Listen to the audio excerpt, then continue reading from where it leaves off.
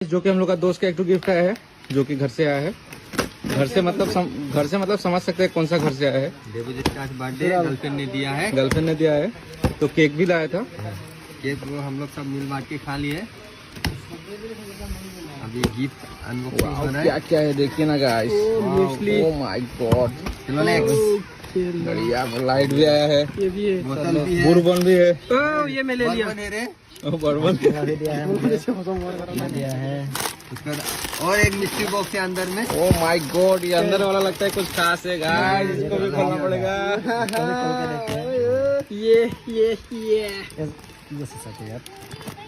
ये ऐसे खुली हुआ, प्यार से प्यार से प्यार से प्यार से प्यार से प्यार से।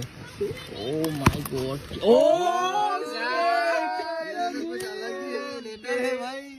इसे टच मत कर, इसे वही टच करेगा। लेटर खोलो, लेटर खोलो, प्यार